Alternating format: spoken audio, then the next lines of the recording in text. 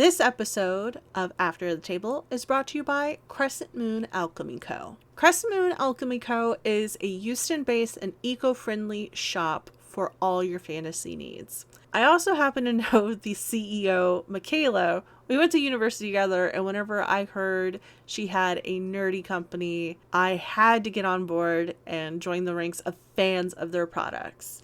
Whether you need dice potions to bring up your life total or pack things in their ultimate game night backpack, they have what you need to make your game nights go perfectly. Use code Shelly10 for 10% off your next purchase, and make sure to tag them on social media whenever you get it. That's Shelly10 at Crescent Moon Alchemy Co. Hello and welcome back to the table. 'Tis I, your favorite tired drag queen who plays too many TTRPGs, Shelly Von Miller. No, seriously. It's one of those days where I'm like, I hate my insomnia. So, but look, I love what I do. I get to do it, and I'm all here for it. Nonetheless, we boot and rally to talk to some amazing people, and speaking of amazing people, this episode we have Twitch streamer, TTRPG, actual play performer, and God's favorite trans woman. Welcome to the table, Christie J. Hi. Thank you for having me. So the question is how does it feel to be God's favorite trans woman, and does Bosco know that she has been dethroned? I don't know who Bosco is. So Bosco is a trans woman who does drag and was on RuPaul's Drag Race. Okay, see. Yeah. Drag is a very, I know, trans women are supposed to be into, 6 things. I never, I have friends who do drag. I have nothing against drag. I just never really, got into that scene. So, sorry, not sorry, Bosco. I stole that from Shadowheart, from Baldur's Gate 3, so, there you go. I guess take it up with God's favorite princess, and then get to God's favorite trans woman. As it feel to be God's favorite trans woman on a good day? Great. I woke up this morning, I was excited for the podcast. I've been sleeping good for the last 3 nights, which has been fun. Getting good sleep is fun, guys. If you should get sleep. I had a pretty good weekend in the content mines, and my girlfriend, fiance, wife was being the cutest. And so, vibes were good. I was ready to murder the death kill, and then I'm very upset about a video game getting half its team laid off, which is a very dumb problem to have, but we'll get into it later, given the That's pink a whole hair. different thing. So when God is not testing me, the gods are testing me to be their favorite, great. When they are testing me, not great. Not great, No, especially being a queer woman in the United States in 2026. Yeah. To say that I wish I could get good sleep, I got from the past month, I've gotten maybe 2 days of good sleep. Oh. Yeah. I have insomnia. For some reason, my insomnia is flaring up really bad lately, and maybe it's because of hell that's happening makes sense. In this world, in the country that I just so happen to live in. Yeah, definitely not a stressful period at all. No, not definitely, stressful at all. Just, the presidency is great. We're all happy here. Yeah, definitely not worried about the secret police. There's no war in Bossing Say. Everything's, we all love our Kid Rock Super Bowl performances, or what the fuck it was last night, Garble Brantley, Garble Ballsy, I don't know, something like that. I'm gonna be honest. I like sport. I'm not anti-sport. But we don't have Peacock or NBC or so I didn't watch the game. DirecTV, I was playing video games. Hey, as you know one what? does. As one does. I was also playing video games, but I would check in. Oh yeah, I had because we have satellite. Okay. Digital satellite. Yeah. And so, I definitely watched the halftime show. Yeah. I gotta watch it. I know it's on YouTube now. I heard it was phenomenal. It was amazing. I saw Mother Monster was there, which was kind of cool. I saw she got talking Jigglypuff, which was very great. That was my highlight of the evening. Aside from I hate the Pats. Sorry, New England listeners, but I'm from New York, so obviously any Boston-based sports team I used to hate. I'm an Eagles fan, so go Birds. But hey, the other Birds won, and I like it when Birds win for the most part. There you go. There's only 2 bird teams. Yeah. Are a tool of the patriarchy and the government, because birds aren't real. Birds are weird. Yeah. Which I think was a Penny Arcade book that I stole that from, but Probably. yeah. No, by the way, well, when we're recording this, it's the day after the Super Bowl. Yes. Yeah. So Yeah. there you go. If you're wondering why we're talking about very outdated themes when this comes out, we're recording this right after Benito Bowl. Yes. But okay, so as I said, you play TTRPGs. Yes, I do. You're in the actual play scene. Mm-hmm. What's your origin story with TTRPGs? So, okay, this is kind of a long one, but I'll try to give like the abridged version. When I was growing up, there was an You can older... do as long as you want. Cool. I will use that to my advantage. There was an older kid in the neighborhood who was like nerdy and was super into like TTRPGs. Like his two things were like, I'm dating myself, but I'll say it: the original like Marvel TSR tabletop game and Warhammer. And I thought like that kind of stuff was the coolest shit when you're like a young teen. So like I was like, oh, I really want to get into tabletop stuff. Unfortunately, none of my friends were really super into it. Like also because like it was expensive, even in the 90s. You know, like we didn't have game like grandma. This is grandma talking. We didn't have game shops like we do now. Like I think even now Staten Island, I'm not sure maybe they have like a comic shop that has like Magic Night, but I can't think of any spaces that have like it's not like it is today. Like maybe like there was one shop that had like space for Warhammer, but that was it. So I never really got a chance to play it. I had a friend, one of my teens, who tried running a very, very weird homebrew version of Vampire that didn't really pan out because it's mostly just an excuse to get stoned and talk about vampires, which has its own merits, but that's not what I was there for. It wasn't until The Force Awakens dropped the trailer, actually, that a coworker / friend of mine was just like, hey, I want to run a Star Wars tabletop game. Would you be interested? And I was like, well, I'm not really a fantasy chick, but I do like me a Star Wars, so sure, I'll play that. And it was my first like actual like weekly build out characters, have sheets thing. And it was this was pre-transition, so it was very bro-y. We had like one queer woman at the table, and she was great. She was just like one of us, so it was a fun time. But then people started dating other people, and breakups happened, and that game kind of like just stopped as it does. But a friend of mine had heard that I was fucking with tabletop. I could curse, right? I probably should have asked that beforehand. All right, cool. Fuck yeah. All right, good. Fuck Good. yeah. All right, good. Hell piss, yes. Okay. Heard I was fucking with Star Wars, and it's like, hey, I want to run a 5e for new people edition. And I was like, sick. And I made just my little murder hobo arcane trickster wood elf. Her name was Kinsley. And she was just a piece of shit. Like, I went in there being just like, oh, I'll make her like a cool like X-23 or Ellie from The Last of Us lesbian. And then the vibes of the party was not that. So I was like, she's gonna be a lot more like Harley Quinn. And I was in that campaign for a year and a half, and it was great. It was very fun. It was in person. We had, the game was very much like, you have to learn how to level up properly and like write this stuff down. I fucking loved it. And then a buddy of mine, Al, was also getting into tabletop at that time, and he's just like, hey, I run this thing called Shield Maidens, which was a old Femme presenting, Femme IDing rather, tabletop group in like the Brooklyn, Queens area. We're new Curse of Strahd, but this is funny. I feel like you passed the vibe check. You could be the only dude in the party. Pause for laughter. So like that's that, and like that, and then COVID. That was like literally months before COVID happened. So, but hey, it's fine because that's where I met my partner, and I was a terrific DM. He still like runs all my shit. Like he's my DM of choice. And then COVID hit, so I was in like 2 to 3 games a night.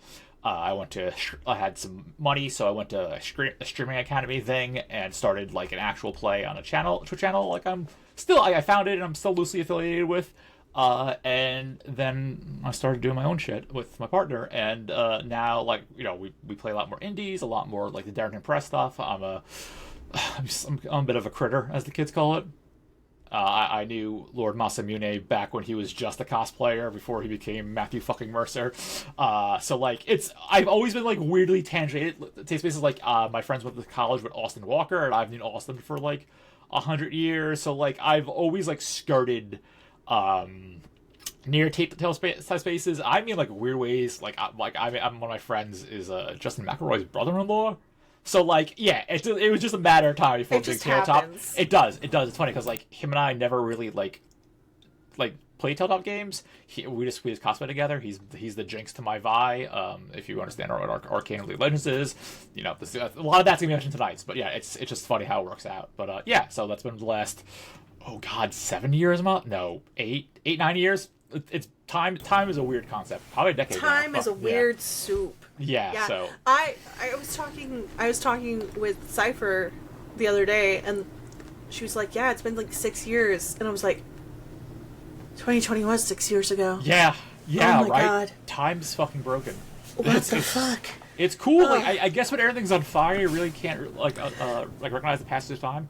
Also, again, I'm trans. I'm on estrogen. I've aged like fine wine in the last couple years. I have more hair now than I had in 2016. So let's fucking go. You know. You're like, I'm here for it. I'm fine. You know, again, one of the perks of being God's favorite trans woman.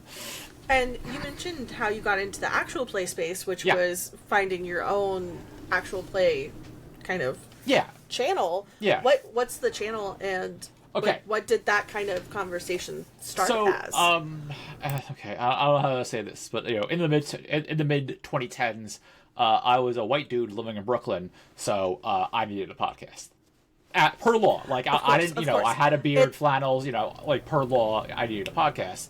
So given a man's right to have a podcast, right? Yes. So like my friends and I are like, oh, we're gonna do a podcast. It's gonna be great. We'll just like talk about game stuff and like do some shit and like just like goof off for like 2 hours, whatnot. The pro with that is, it was like a four or five people. I can't remember 4 or 5 people podcast. But a good podcast, you kind of have to like edit and clean up and like make presentable. We did 2 episodes and realized, oh, this is a huge undertaking that none of us are mentally prepared for. So one of the dudes is like, why don't we just go to let's go to Hitbox, which was supposed to be like at the time was a Twitch, and I assure you, I mean this in loosest sense, Twitch rival. It had like better frame rate and better upload speeds and whatnot. So we started fucking around on that, and 2 people, because it's the Twitch alternative, and like no one was asking for a Twitch alternative in 2015. God, yeah. And then eventually I got divorced and bought a better PC, so I could actually just not be like the voice in the ether. I could actually show up on camera and whatnot. And I would say from 2018 onward, I was like a face personality. So like. And again, I love the boys. There's no bad blood, but it was me working with 3 cishet dudes and 1 MB AFAB, and I love them. But it's when we go from being one of the boys to the token trans femme, shit feels weird, different, right? And also it's just like there was more stuff I wanted to do. So I eventually kind of peaced out. I mean, I'm still I show up there once a month to play D&D with them, because like the D&D campaign we've going on now, it started off as like a jokey one shot, and now we're in year 3.5. Yeah, same character. I play Lauren Croft, original character. Please do not steal. She is definitely not British sounding or an elf or has 2 guns. No, I don't know what you're talking about. No. Legally distinct. Like Amazon Croft now. Is CR. It's like KROUFT. I should have done that. No, actually, I made it Lauren, but I added a Y and like a little mark in there, so it's like 2. It's LARAYN. Yeah, but like I kept it as Croft, and I probably shouldn't do that. But it's not like we monetize that aside from Twitch subs or anything like that. But yeah, no. And then when I started doing my own thing, I was just like, oh, if we're gonna be doing tabletop on this channel now, no D&D, because I have mixed feelings towards wizards, and like it's one of those things where I'm forever grateful for 5e, just because it's how I met my partner. It's how I learned how to play tabletop games properly. But I like steak. I wouldn't eat steak every night. Also, there are other systems who do stuff better.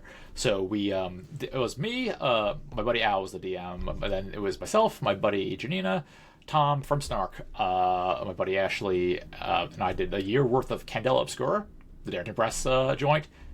And rules, fucking banger of a system. The campaign was great. It was very much like 4 people who don't necessarily like each other working together for a mutual cause, and shit got heavy because again, Al's one of my best friends and just an incredible It's DM. Candela, so of course it's going to be heavy. I just let him like we'll get to that in a minute. Like let him just like I'll give him like a character description and whatnot and like what I want to do with this character, so on and so forth. And I had played like a spooky girl with again, I'm a comics nerd, so like when I was building this character, I was like, you know who's great? Barbara Gordon. Love me a Batgirl, but especially Oracle, because when I got into comics, she was Oracle more so than like Batgirl. So like I wanted like the kind of like the brainy redhead character, so that was my year, and that was fantastic. And we've been doing Dagger Hearts for the last couple of months now, which is incredible. It's so fucking fun. Branched down playing non-tanks and non-brainy girls. I played like a goat bard who was fucking great, and now I'm playing like a piece of shit warlock. I did like a weird thing where like the patron is actually good and the person is kind of like a piece of shit, so it's great. And then offline, I'm in a week. This week is going to be the final session of our little die campaign we've been playing. And have you heard or read or played die? Yes, I have, and it's freaking amazing. Yeah, heavy is that, okay? Because we've hit stuff on like, you know, I love die. Again, Comics Christie here. Kieran Gillen has been like my dude for a while now. Like, I've met Kieran several times. I was at that Wicked Divine Wake in New York City just before everything shut down. I met him again like 2 years ago at New York Comic Con, and he immediately recognized me. I was just like, oh, things have changed. I was like, yeah, a little. So like, you know, die is my shit. So like playing that world now is, I'm glad it's not streamed, because it's like it gets heavy in ways that I would feel uncomfortable even making like 50 cents off my friends, because like we have accidentally hit some nerves, and like nothing like players, like, you know, players writing them. I don't want to say writing themselves in the corner, but making themselves vulnerable in a way that I feel like maybe wouldn't happen if it was on Twitch. And like, I don't want that. I want people to have fun, you know. So yeah, that's the I guess like most of the spaces, and then oh yeah, there's a brief period where there we have a like gamer bar LAN center type thing in the city called OS NYC. It's great. It's a really cool. It's where we run our Twitch meetups. And like, I want to say, as COVID stuff kind of like let up, their production manager was just like, hey, I pitched them, was like, hey, we should do like a D&D thing here. I think that would do well, especially like given the state of actual plays. And they said yes. So Al, myself, my bestie Jessica Quill, my partner, and a friend of ours did like a 2-shot there, and like that was fun. Like it's like, I think like the only time I played on a partner channel, and like I think our numbers were better than most of their stuff, and I'm not bragging, like, because their stuff, you know, unless it's an event, doesn't really take off. And it's cool. Like that's my weird actual play origin story, which I think I just like answered 2 different questions at once. But no, you're good. Yeah. Oh my gosh, some really amazing games. Die. Yeah. Daggerheart, Candela. I would forever ride for Candela Obscura. I don't care what people think of the system. I'll be like, you're not playing it right. That's the hill I will die on. The thing Darrington does as a company, as far as I'm concerned, does right is that they make this shit very like cinematic and very like roleplay heavy. And as a girl who leans, like, I'm there for like storytelling, not so much like, I mean, I like rolling my funny math rocks, but like I like telling a story. I like working with my friends. Like I have a private D&D game with some friends, and like my friend Evie and I play like a couple, and like we have built so much lore for these 2 kind of like throwaway characters who are now like more like OC characters. Like that's what I'm here for, and like Darrington does that shit really well. Yeah, shout out to Darrington Press, doing it right. Not a sponsor. I'm just saying. Hey, thank you. Yeah. Thanks for making some story-heavy games for us. Die, though, the first time I played Die was at Gen Con last year. Oh. In 2025. Hell yeah. On stage. Oh. Like, so I got invited to do a Die panel, like a Die live play panel, and it was so fun. It was so awesome. Great. I was like, oh, yeah, let's make this happen. It was...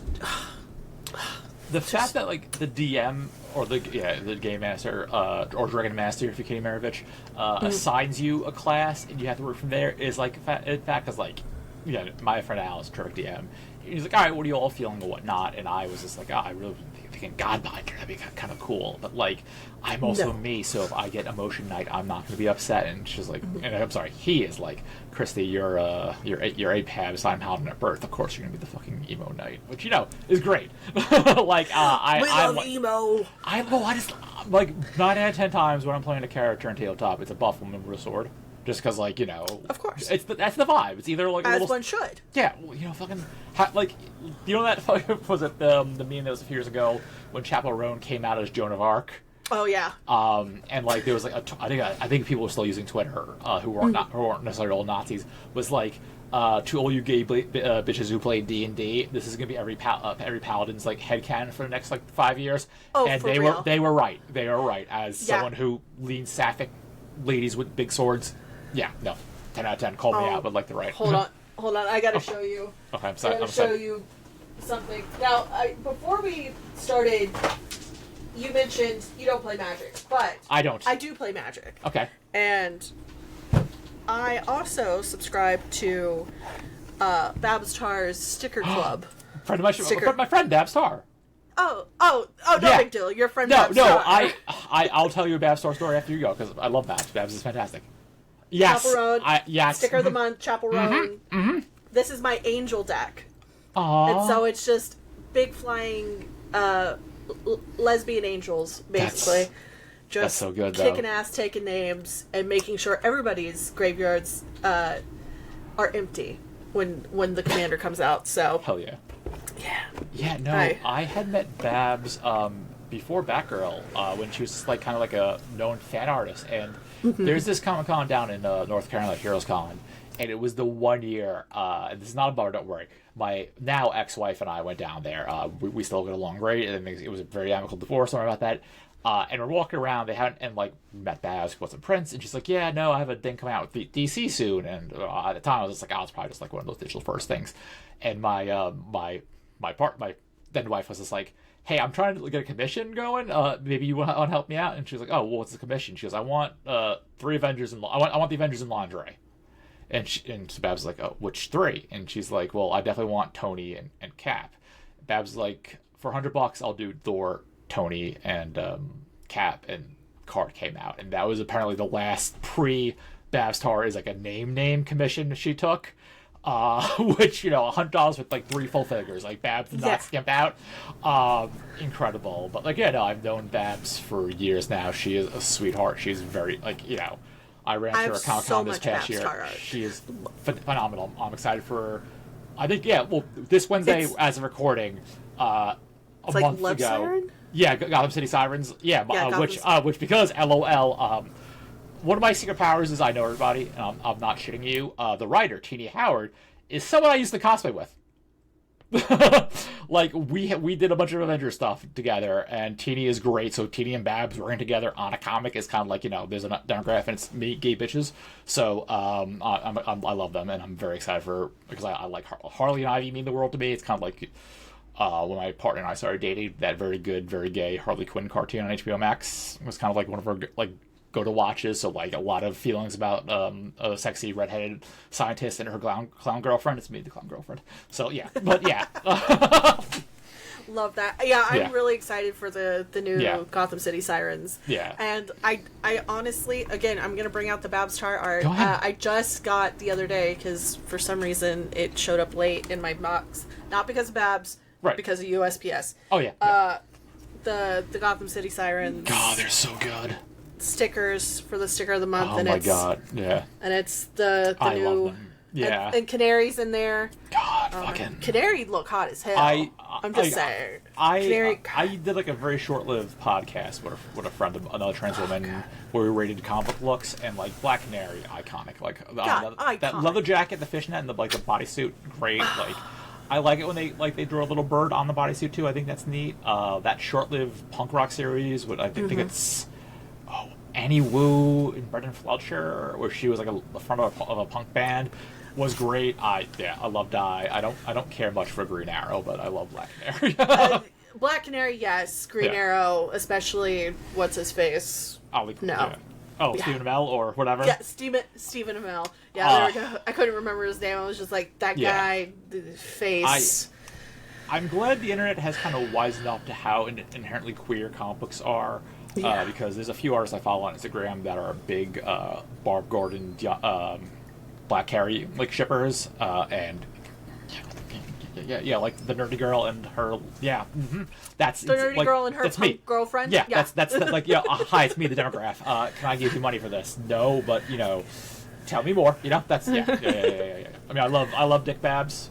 Dick Grayson is like top 3 superheroes of me of all time. Oh my god. But like, that ass. What if Babs kisses girls and boys? If any character is like hiddenly bisexual, it's Barbara Gordon. I don't understand how she couldn't be.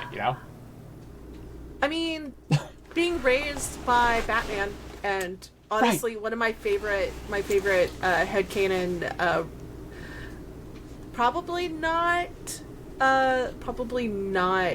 actually canon relationships is the possible relationship between Batman and Superman. Just like. Oh, I have several friends who are into Superbat, and I'm not against it. It's just I like Lois Lane a whole bunch. I don't know, Lois Lane's a fun character, and like Clark Lois is one always just like, they're like, I get weirdly like pro hetero ships when it comes to DC. Like, those are the good heteros right there. Yeah, exactly. It's like Superman and Lois, Big Barda and Mr. Miracle and Dick Babs. Marvel sides, it's like all the X-Men are fucking who? Each other. If they're not, then somebody's which wrong. what are we even doing here? Like, there's nothing more queer coded on the Marvel side of the tracks than the X-Men. Don't at me, but I think that whole storyline is just about queer identity. Like Scott Summers, like it's wild to see people like from like I'm a girl who likes Cyclops. Like I've always liked Cyclops because I'm a fucking nerd. This is why I always play Paladins. But like seeing the internet realize that Scott Summers rules and he probably kisses many women and sometimes Wolverine. Great, fantastic. I love that for them. Fantastic. And just Wolverine, not other guys. Just Wolverine. Yeah, just and Wolverine. That's more of a flex to keep Logan in place. I'm also like a Wolverine hater. Do not care for Wolverine. Sorry, don't care for James Logan or James Howlett. I love X-23, Laura Kinsley. Fucking that's my Wolverine. There you go. Yeah. Anyway, this is the comics podcast, right? Yeah, this is the comics podcast episode. Hell yeah. No, I mean, on that note, I mean, yeah, I would say definitely Scott is a paladin. Who would be a warlock out of the okay, so I'm trying. Oh, actually, out of the X-Men, specifically. Jean. You think about the Phoenix? The Phoenix entity kind of serves as I was thinking like a sorcerer, but yeah, I could see. I mean, like, I guess a that'd warlock be patron. Leander then, right? Magic would be the closest, if not. Although you get like a hexblade type of thing going on with that. I know legally I have to say Gamut's a rogue. Gamut also has incredible rogue energy, which is because he's married to Rogue. And guys, that's the joke. Chat this thing on. Chat. Laugh in the comments, please. Yeah. Yes. But also, like, I don't know, Scott's gonna be a paladin, or Scott would also like be like a ranger. Like that dude loves math. Like so it's especially the long range. I get that. Yeah, so it's that. Like, I could also see like Rogue. Rogue seems very paladin coded too. It's like she's just like a good Southern girl. So like we could spend like I would come back and spend an entire episode of casting what X-Men or what class, that could be because a whole panel. Yeah. We should pitch that. That's actually pretty good. Actually, Pets West, that would be Gen like Con, even then like you could do like a Justice League as what D&D subtypes, definitely. The Avengers, which why does it say all cops? Weird. Weird. ACAB. ACAB the Avengers, except for the Hawkeyes. Or doubling the Hawkeyes, depending on which incarnation of Clint Barton. Oh, that's true. That's very true. But okay, so you also run a channel. You started a channel and helped run a channel called New York Snark Exchange. Yes, that said podcast that I'm loosely affiliated with these days. Right, because like New York Snark Exchange is an incredible name for a podcast. That is. But I was just like, oh, that's perfect. It's New York Stock Exchange, but Snark Exchange. Yeah, SEO is great. The problem with that is, again, podcast, as you may or may not know, is a lot of effort, and we were not equipped for it. Like, this is why I don't have YouTube pods. Also because I fuck YouTube. Yeah. YouTube, here's the thing. I love YouTube only for the simple fact that I can just put, like, a whole VOD, and I don't have to worry about storage. Mm-hmm.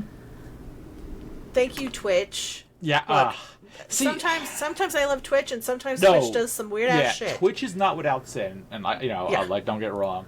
I think my problem is I'm like jaded, and this is not me trying to queer explain or trauma dump or anything, but when I was like, and again, I'm still loosely affiliated, but not as involved with Snark these days. We started uploading the VODs when Christie was in makeup and started, we're transitioning, and suddenly got a whole bunch of new comments, and all of them were pretty fucking rude. Let's put that bluntly. So, and like Twitch, we have a pretty good, like, I got doxxed last year, which was a whole thing, but there's pretty good fucking like mod tools for that. So like now, like if you want to comment on our channel, you have to have a verified account and not whatnot, two-factor, blah blah blah. Whereas Google, aside from like licking the boot.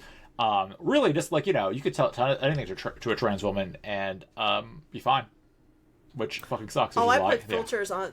Yeah. I have lots of filters on my YouTube accounts because I've gotten some fucking crazy ass comments. Hey, you can continue to watch my content. Leave your whatever comments about whenever I'm in drag and I'm doing content. They're like, oh, this is like this, I don't know, some internet meme that happened a few years ago. I'm like, I don't know who the fuck this is. Okay, yeah, no. I'm too old for this shit. Hi, guys, I'm an adult. Yeah, like, the kids don't really get that, like, I feel like older queer folk, like, you really have to go out of the way to Russell or Jimmy's, otherwise you could just, like, block and move on. Like, yeah. I was a teenager during the peak of emo, like, the beginning peak of emo and AOL. Mm-hmm. I used to get called a queer mo all the time. Yeah. I went to an old boys Catholic high school growing up, so like, queer. so like I've heard it all. Like I also have a fun fact. I have a My Chem tattoo. Love My Chemical Romance. Love My Chemical. Yeah, I have a famous last words. My first and only tattoo for now, but yeah. I have too many tattoos. I want to get to that state. I want to get some truly bad life choice tattoos eventually. I have like a whole like manifesto, not list, a manifesto of tattoos I want at some point. Yeah. You got to get at least one Friday the 13th tattoo. It's funny you say that. Usually they're bad. They're bad. Okay, sorry. You meant Friday the 13th the day, not the horror franchise. Cause no. Yeah, okay. I meant the day. You have to go on Friday the 13th. Yeah, a flash sale tattoo. Like, this is my poor choice. Oh, it's cute. Friday the 13th. Yeah, but everybody's like, oh, it's a heart? I'm like, no, it's a planchette with the 13. I thought it was a guitar pick. I thought it was a guitar pick. Everybody thinks it's different. So eventually I want to get a Sailor Moon-esque planchette put on my arm. Hell yeah. Go full girly pop with it. Listen, Sailor Moon is so fucking iconic. I know that's like an easy answer, but like... so good. I appreciate Sailor Moon more now as an adult queer woman than I did as a teenager, because it was always like the show before Dragon Ball, and like, don't get me wrong, I still like Dragon Ball a whole bunch, like, but like... The vibes. Sailor Moon just holds up. Yeah. Well, it's just like, man. Dragon Ball was great for the moment. Sailor Moon is great for the lifetime. I see. The reasons I like Dragon Ball aren't the same reasons why I like Sailor Moon. I think there's and I hate to sound pretentious, a lot of important shonen DNA in Dragon Ball that, like, other people, other manga have done and better, arguably, sure, but, like, I think it's, like, as an impact on the whole, like, in the Western it's a foundational tool. Yeah, right. It's like Final Fantasy VII. Like, I love Final Fantasy VII. I wouldn't recommend playing Final Fantasy VII, the original version, these days, because it's aged like lunch meat, but, like, at its time, super important. Same thing with Dragon Ball, whereas Sailor Moon, great. That manga is adorable and extremely well drawn and just, like, worth your time.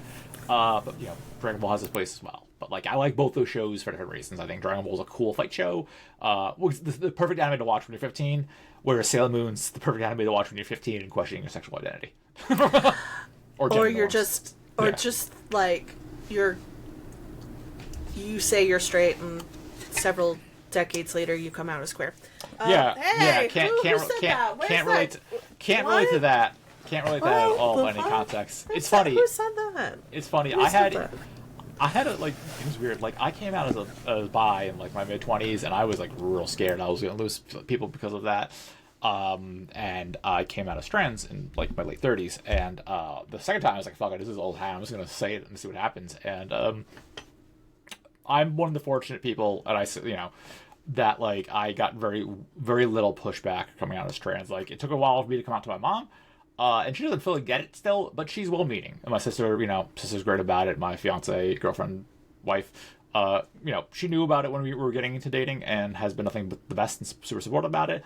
And I would say 99% of my friends have been amazing about it. So, like, it's great. But it's weird. Like, I was so hung up about being coming out as bi because, like, coming out as bi is in the 2000s, 2000s fucking homophobia. It was real bad. Where the unintentional slur of the day was just saying everything's gay. Yeah. Oh, that's gay. Yeah. Now I'm like, well, I guess. I mean, that is kind of gay. Yeah. Now, yeah. There's some gay in there. Yeah, we've taken that back pretty well. I'd say that, but post 9/11, not so much. Post 9/11, that was rock flag eagle. Jeez. It was it was wild. Yeah. Post 9/11 world was to like probably 2010 wild. Well, because God, if you think about it, I'm East Coaster, grew up in New York City. I've lived in Jersey for like a few years now, but I was in Staten Island when 9/11 happened, and like experienced that is unlike anything else. Probably wild. Because I grew up in Texas. I still live in Texas, but like seeing it from afar and then dealing with the repercussions because of joining the military. I mean, I had friends in the military. Luckily, they all survived that experience for the most part. And now I don't talk to them because most of them are racist bigots. But that's the point. Yeah, that does fucking happen. Yeah, especially if you come from Staten Island. But I digress. It's weird, right? Because like it's like the game literally. Like, especially I was like 19 when 9/11 happened. So like, you old enough to realize the game's going to change forever, and like the fact that I'm not sure about anybody else, but like I've seen armed troops walking around Penn Station for 25 years now. So whenever there's like an armed military presence in the city, it's like, I shouldn't say this, but it's old hat to me. Like, it's nothing new. It's like fucking. I feel weird like the kids today are kind of memeing on 9/11. Some of them are funny as fuck though. I can't lie. But like I remember like if you made jokes about 9/11 the first like 5 years, people would tear you up verbally because it's like, how dare you hate this country and blah blah blah. And now it's just like now. But like you would get ostracized. People lost their jobs. Like people lost. Like if we're talking about celebrity culture, like people. Yeah. Dixie Chicks weren't allowed to Dixie Chicks lost their everything. It was really hard to deal with that with like Green Day, and I mean, speaking of the Super Bowl, Green Day was yesterday, and all sorts of stuff. Like all sorts of bands just lost their shit. Like people lost their whole ass jobs because of making jokes about 9/11. But honestly, like you said, some of the jokes that the younger kids were like doing online, I'm like, well, shit. Yeah. I can't help but laugh. No, Damn. like I think it's just like it's A, the trauma response, and B, but also like I don't want to minimize the impact, but like we've all, especially the oldest, we've lived through like 4 9/11 since then. If you think about it, we've had like the economy collapsing several times, various horrors overseas, 2 Trump administrations now. I like. I'm very tired of living through unprecedented COVID. I'm very tired of listening to unprecedented events, but I don't know when it will stop, because like even if like this election, not to get too political, but fuck that. No, you please. Yeah. Like even like between like the shit in the UK with all their fucking Brexit and transphobia and the state of America now, I don't know when things get normal again. I also don't know what normal looks like anymore, because like maybe we had like a year and a half of Biden stuff not being the worst TM. But even then, well, you know what it was? It was just like I didn't think about Secret Police coming up during a year and a half of Biden. Now it's just like, well, I don't have rights and Secret Police, so that's cool. That's cool. Love. Yeah. I don't think it's felt kind of normal since I was a kid. So it's like one of those things. It's like, oh, shit. Okay. Yeah, well, I would say maybe like 2011 until 2013. We had some fun years in there, some, a slight Maine apocalypse. 2 of those years I wasn't in the, actually 3 of those years I wasn't in the country. Oh, jealous. I lived in Germany, and then I was in Afghanistan, so I was go to Germany. Oh, man, that's great. Oh, Germany was a great time. Expensive to live in. Yeah, if you're getting paid American dollars and you're having to pay stuff in euros, expensive. I'm not to be a coastal elite, but I've only lived in New York, New Jersey, so like I don't know what expensive actually is, comparatively speaking, because rent's not cheap anywhere, mind you, but like New Jersey rent, New York rent hit different, right? I was thinking more the exchange rate. Okay, the exchange rate. My money didn't go as far. Yeah, I could, but. That's beside the point. No, I get it. It's just like expensive, just like a weird term. Because like I'll go to a con, people are like, oh man, it's like $10 for a beer. I'm just like, what the? That's normal. Like, where the fuck are you from? Like, that's I'm paying $8 for a warm beer. And like, like $12 for a cocktail. Shucks howdy, sorry, Mudville, but like Hey, look, Cons are also expensive in general. Sure, yeah, absolutely. They will raise prices for no reason other than like, oh, there's extra people going to be here. Cool.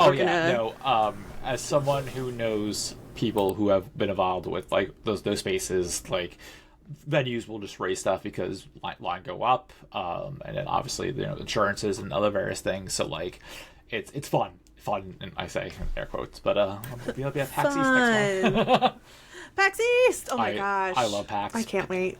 It's funny, so I don't think I grew up. In adulthood, I will still read Penny Arcade. It's I'm again, I like comics, I like video games, and Penny Arcade did a pretty good job of like merging those two, even though like they had some not so great takes for during a period of time. But like it's PAX has always been like a fun like. Just go to hang out with the gamers and have some fun times. It was very good. I stopped going for a while because like life happens, and then my partner and I started going again post COVID. We did Unplugged for a few years, and we've been doing East again. And it was very cool going to Unplugged and seeing we could become the gayest fucking convention.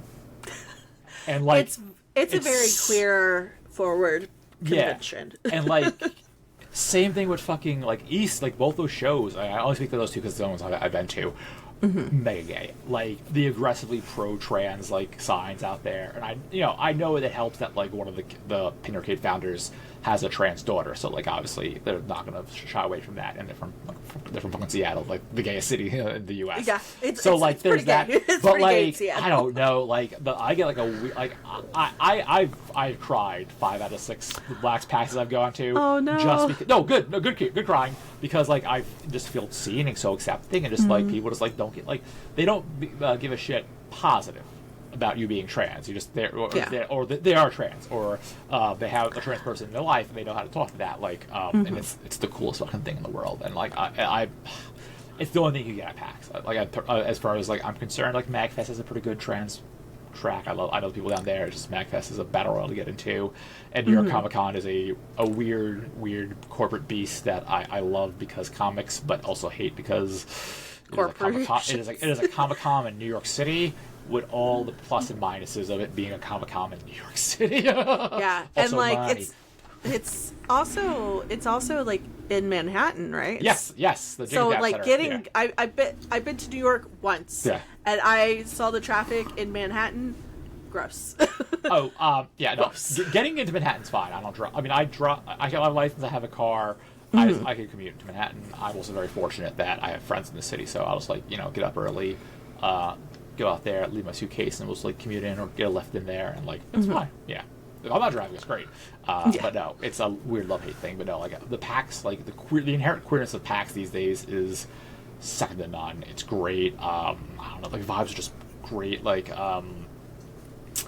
it's the most square footage where I'll get properly gendered, and like not just like negative people like, oh, that's he, like, sure, she, her, sure. I'm like, yes, that's great. Yes, go with that. Thank you. If you want to do, I don't have to have a little thing on my badge. To say I do, it. but like, because I like the gender of that. But like, like I'll get a they thrown at me, which, hey, better safe than sorry, right?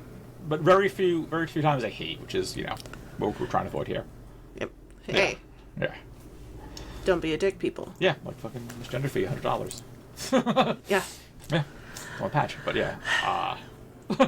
And most of the time, if I'm at a con, I'm dressed in drag, so I will, and I'm usually in platform shoes, so I will just kick you. Cosplaying helps. Cosplaying does help. Cosplay helps because being in costume does help a lot. Yeah. Well, I mean, speaking of PAX, you make and content creation. Yes. # content. How did you get into making content on Twitch? Sure. You were already streaming elsewhere, but yeah. So here's I listen again. I don't want to shill for a corporation because that's dumb, but I don't know. There was something about Twitch and just being on Twitch kind of hit for me. When I started doing my own shit, I think I hit affiliate in under a week. There was an audience for that. What I like about Twitch is it feels like it could be a little more intimate than YouTube or whatnot, just because it's the live feed or whatnot. And I don't know, I'm kind of okay at it. I'd argue, not to brag, but I'm a co-org for Twitch NYC, Stream NYC, which is the biggest meetup group in the States in terms of or if not the biggest, one of the biggest for Twitch streamers. I'm in the Pride and Women's Guild. I just like it. I don't know. I think it's cool to I think it's cool to have a place, and this is gonna make me sound old, where you could play video games and talk to people. And sometimes it's cool that to have conversations with people who not if they disagree with you, they still respect your opinion, and that's great. I like that. I also work from home. I'm fortunate for that. So to be able to turn the space, which is my workspace, into my stream zone TM. That's great. I'm also fortunate that I stream with my wife, fiance, girlfriend, and that I get to hang out with my favorite person for 9 hours a week together, and we just play games and talk about anything and whatnot. And it's cool because when we started dating, she wasn't really in the streaming spaces. If you're a content creator, most times people date in that pool. Same thing with cosplayers and whatnot. She wasn't, and now she kind of is, and it's cool that when we started rebranded herself last March as I was the Christie, now we're the Wives Anarchy, see the branding, and people just cool. Christie's married, she's her girlfriend's here now, girlfriend, wife, it's great, and it's cool being a queer couple team, sapphic streamers, and just making shit. We play Soulsborns, we do some tabletop stuff, we do as you could tell with the eyebrow notch, the pink hair, and the little cupcake, I'm super into Arcane, the critically acclaimed Netflix League of Legends show. I don't play League, but I've been playing a lot of that 2XKO, which is the very good lesbian fighting game. And, we're going to get some good numbers with that. I've been playing with another doll, shout out to Glitch. And, it's been cool making friends with fighting games. Fighting games are great. And, this is one that I'm, pretty good at versus, if I go to play Street Fighter now, it's going to be a very short-lived match because I haven't played I never played Street Fighter seriously. I was casual at best, and even though this one has modern controls, I'm not the best at it. So but it's the kind of joy where you discover stuff like that. It's Twitch is basically a scam, so I can hang out with the coolest people I know, and it's worked out pretty well for me. Twitch and my podcast have been the ways that I'm just hey, I just want to hang out and talk about stuff. Let's cool talk to create about shit. things. It is cool to create shit, and I wish I was a better, I wish I could draw better. Fuck AI, mind you, first and foremost. But fuck AI. Fuck AI. Anyone who uses AI is a hack and talentless, and they should fix their heart or die. But I drew a lot as a kid. Didn't really pursue it as an adult because I was too busy, having sex. No, being an adult. Yeah. Being an adult is the real answer because I was in college with 2 jobs plus then 2 jobs out of college, and then life happens and it's hard to make space to pursue your joys and happiness. So Twitch's excuse to set aside time for me to go on this little purple website and play video games or tabletop or just with people that I really like or dare say love, and it's cool. It's just cool to make shit, and I feel like I've gotten the most like gratification just like doing shit on Twitch. I also do like a lot of charity stuff. I work a lot with Trans Lifeline. I've have some other stuff I can't quite talk about yet. But like raising money for like obviously Trans Lifeline means the world to me, and like doing shit like that is great and important. And it's literally life changing work, right? Because like you don't know what operator saves whose life, and it's shit that means a lot to me. And the fact that I get to do this rules flat out. Hell yeah. What has been your favorite memory making content? Oh, man.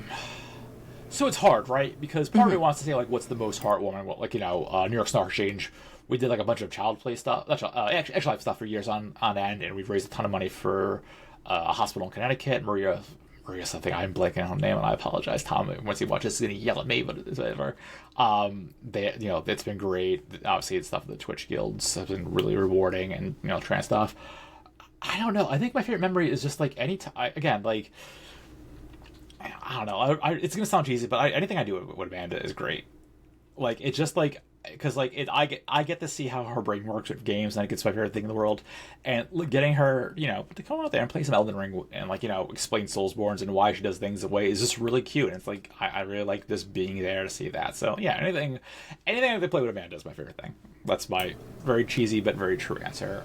Second of all, I've been playing a lot of 2XKO, and anytime I get someone to rage quit, I feel great about myself because I'm very cool and the God's Favorite Trans Woman, and seeing the player disconnecting is an incredible feeling, and it rules. Play fighting games. You're like, yes! Oh, it's just because it's happened once per 2XKO stream. And nice. Sometimes it's like, dude was so loser. Sometimes it's because I beat his ass so badly. You're like, I'm out of here. God damn it. And just like No, no, it's like, oh look, like you hit the floor and you rage quick. And I was like, okay, cool, nice, sweet. Yeah. So you mentioned Soulsborne games. Yes. I don't play a lot of Soulsborne games because I suck at them. Let's just put it that way. Okay. Also, I'm easily jump scared, and some of those Ooh, okay. Yeah. The first one of those things. The first one we could work with. The second one, yeah, I'm like still work with, but yeah. But what makes them playable for you? Okay, so this is gonna get oddly romantic. So strap in. So when I got my PS4, I got Bloodborne, and I suck shit at it. Just that's no other way of putting it. A few years later on, I got DS3, Dark Souls 3, and I liked that game, but it was mostly just like me streaming, and my friends yelled at me on Twitch, and it was just like a good time.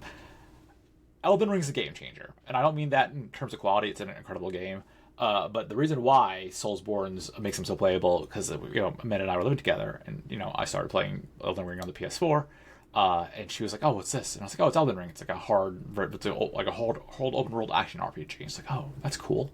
And she's like, "We'll get the PS5. I think I'm gonna start playing that." And I was like, "Okay, well, they're kind of hard, but because at this point she was like, my partner's not really was at the point wasn't really a gamer. Like she got a Switch to play, Animal Crossing and Mario Golf. Although she got super into Hades and she got into going back to League of Legends of it all. For a while, Riot was publishing these indie games made by indie publishers called under Riot Forge. There was one called Rune King, which is a turn-based Final Fantasy-like RPG in the League of Legends universe. And one of the characters is Misfortune. She's a redheaded pirate, voiced by Laura Bailey. So there's a buy-in for her, and this is a house that loves Misfortune. But she started she's like, "Oh, cool," and she started watching other streamers, and I don't mean that like, "Oh, how dare she?" But no, like your Jacksepticeyes, your Donkeys, your Little Aggies, people who were like exceptional at these games. So she started playing Elden Ring. Eventually, we got the PS5, and struggled with it at first, but then something in her brain clicked. And from there, it was fucking Jover. She just became this machine who goes into the Soulsborns and ruins Soulsborns. Like, I want to say it was like 3 months, and she had platinum Elden Ring, and she's going on Reddit being like, "Hey, if you're struggling with this, summon me, I got you." And then she's like, "What's next?" And it was Bloodborne, because we had that. And like, I want to say it was a month and a half platinum Bloodborne. Did DS3, and there was an expansion to Elden Ring. I want to say 2 summers ago. Shadow of the Archery. There we go. Yeah. Streamers who are very good at this game were complaining about the difficulty. She had that shit locked down and beat in the span of 4 days. She just took off from work, and that's all she played, and she beat that shit pre-patched. So when I say she's good, she's real fucking good.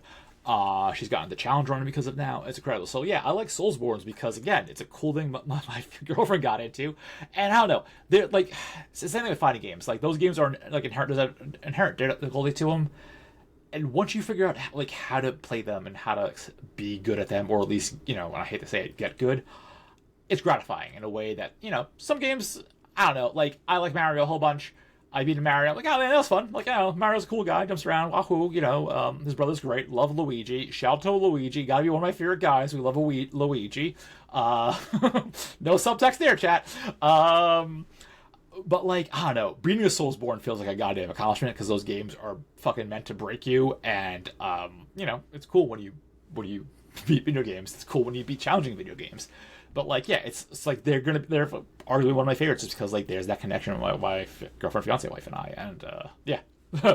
Also, like, they're so gender. Like, you can make it again, buff lady in armor, buff lady. If in Bloodborne, you can make a stylish nightmare lady. They're great. Like we've been doing a lot of the Night Rain, which is like the weird it's like a battle royale, but not really a battle royale. It's like I've seen people play it. It's like a like doing WoW. Yeah, it's like raids. Yeah, WoW raids yeah. It's a very much janky B- From Software game for sickos only. And it's me, sickos. It's great. I have 100 hours into it. Yeah, it's like that's really why like it's so playable because again, it's a genre I could play with Amanda, and like we've gotten to the point now where we're playing the shit modded. We're doing a DS3 run called Convergence, which makes the game slightly harder with new classes, and like that's where we are now because like.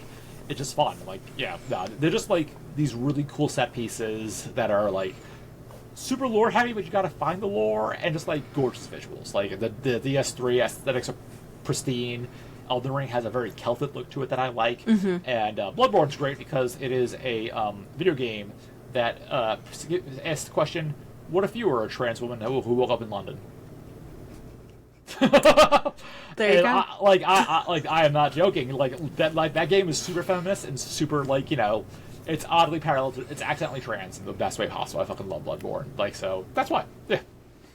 Are there any Souls like games that recently came out that you're like putting on the list to play? So it's weird. I really can't do Souls-lights. It's for me. It's from Software. Get the fuck out.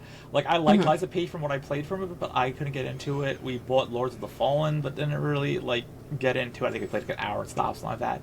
Soul-lights are a hard sell. It's I need 100% from Soft, and that's why we played the mod stuff because I don't know. There's a certain jank to a FromSoft game that I really come to appreciate, and it's hard to replicate that. Yeah. So yeah, all the games I'm excited for now are hopefully more 2X content. I'm also a big Resi girl. I love Resident Evil. So Resident Evil 9's coming out at the end of the month, and let's fucking go.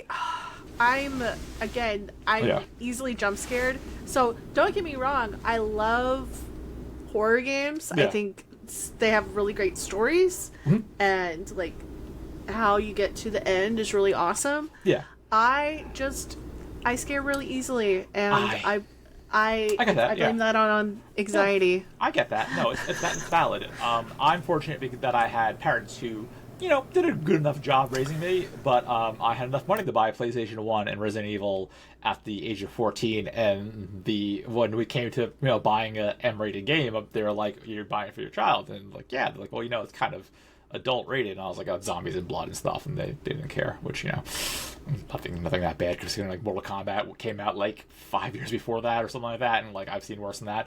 But Resi's been one of my favorite franchises. So I don't like all horror games. Miss me with Five Nights, miss me with those what's the other one? So I Ethical Issues against Five Nights.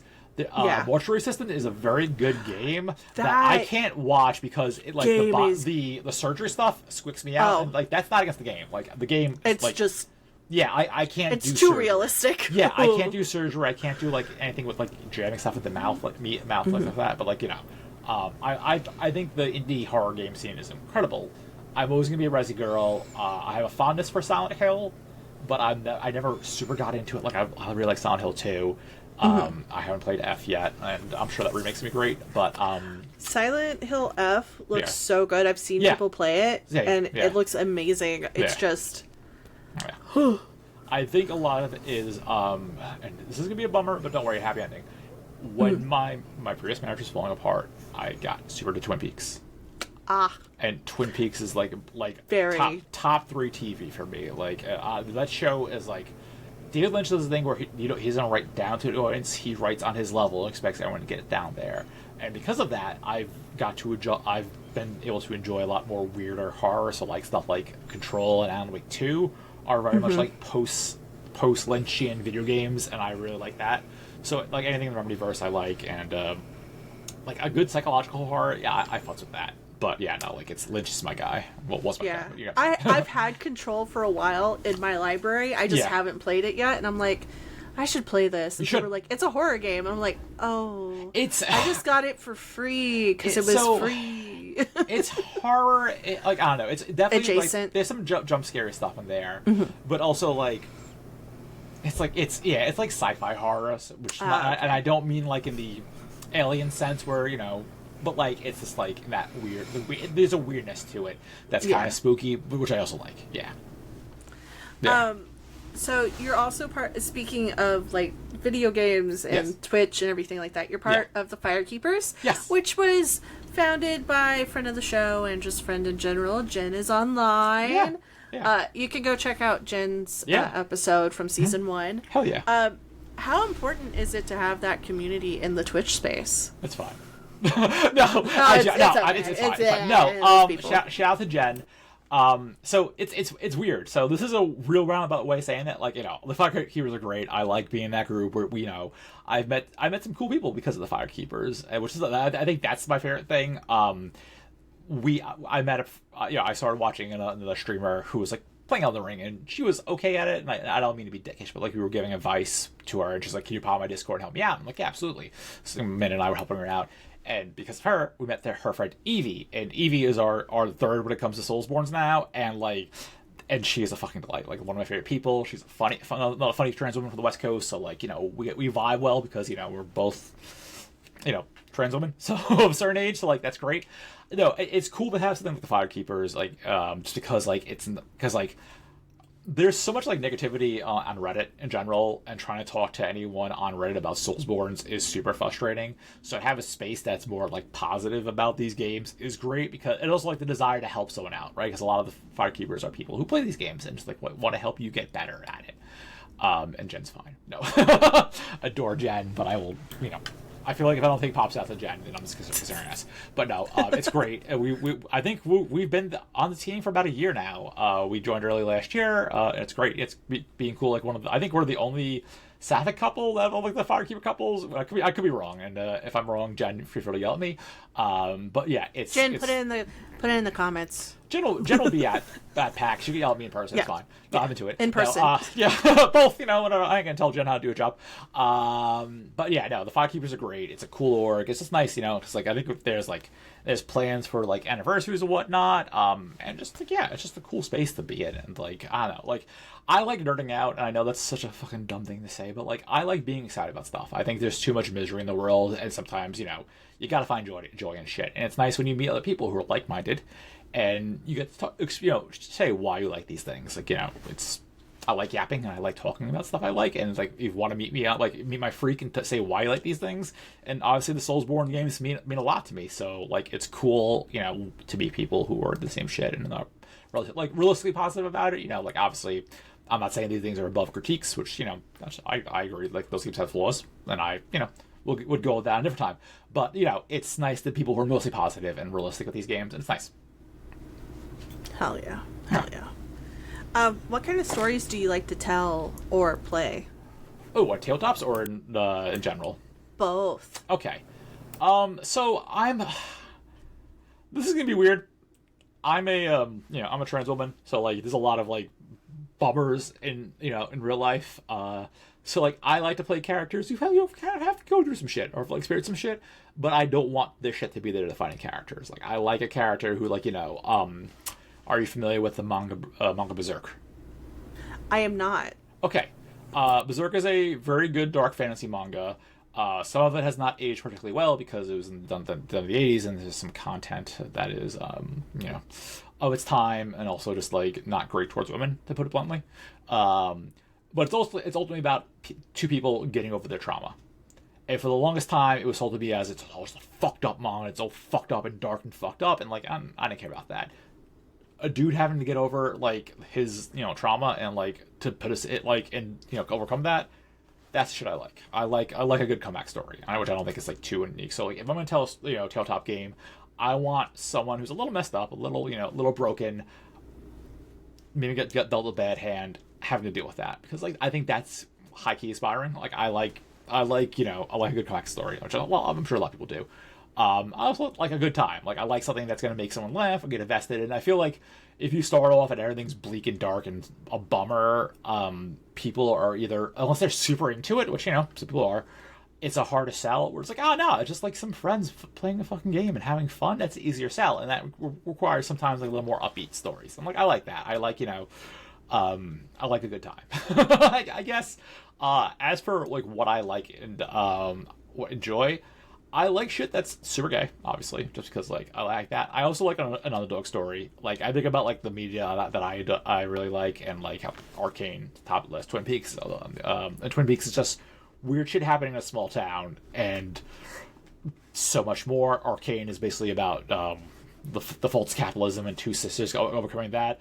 And then you have shit like Simpsons, which is just like funny haha comedy jokes, But like that's kind of like where that's what I like. That's my bread and butter. Like those are my three things, and then from there it develops. Like I like a good, I like a good feel good story. I like a good haha story, and sometimes I like some dark shit that doesn't necessarily, I don't necessarily get, but the vibes are peak. Like sometimes at the aesthetic can go a long way. So that's the question. Yeah, I like when the good guys win and overcome some shit. But also if it's gay, it's even better. Having a gay old time. Yeah. That's if an girls, ice cream, by the way. Yeah, if girls kiss girls in it, then that's great. If exactly. One of those girls are trans, then holy shit, what are we doing here? Let's fucking go. Let's go. Yeah. Let me give you my money. Yeah. Yes. Shout out to the People's Joker, or what was it? I saw TV Glow, which is extremely good. I have not watched that yet. I need to watch it. I watched that on a flight to Seattle, which was definitely not a movie I should have been watched on a flight. But hey, trans ally Fred Durst showed up that. As a recovering new metal addict, shout out to Fred Durst for the trans women apparently. But yeah, no, that movie's incredible. People's Joker is the gayest superhero movie you'll see. It's free on Tubi, so if you have Tubi, which is also free, watch it there. Not a plug, but should be. Vera Dark is the director and star and the writer. It's a very queer trans movie about a trans Joker. Yeah, it's insane. It's great. I love it. Love that. Well, this is the part of the podcast where I say plug your shit. Tell the people where they can find you, what you're up to next, and everything. Sure. Okay, so there are two places where you can really find me.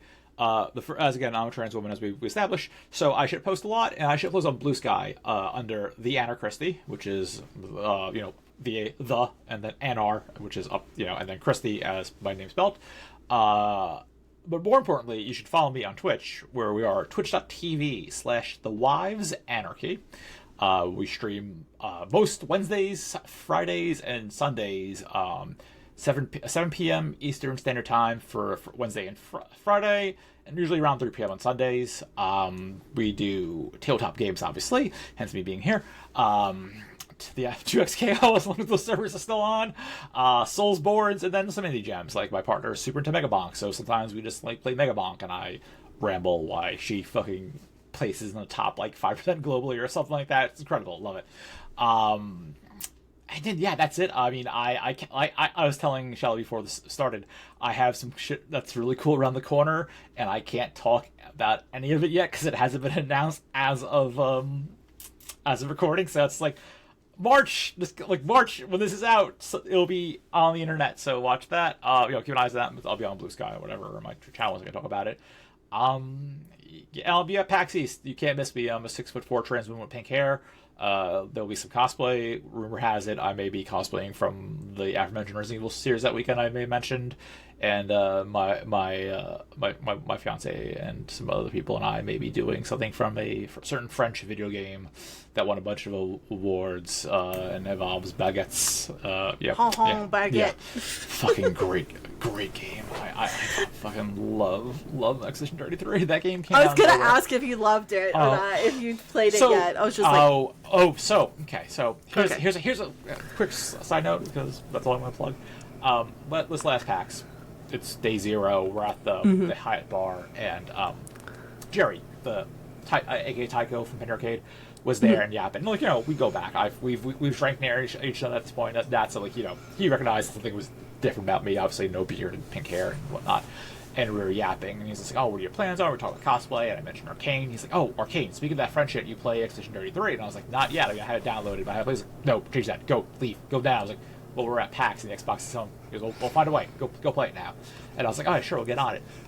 We got home, and we started playing it, and phenomenal game. Like, I don't want to take away from that, but when my partner gets into a game, she really gets into a game, and she has now platinum that game. Yeah, and so, like, Platinum's, like, old hat to her. She also does this thing where she started challenge running it, because she's super into, like, the GDQ scene. Shout out to Thormonger, Ashley High, Noir. But she's now beaten it twice, only using one character. She did a Mael only run, one she could unlock Mael, and a Lune only run.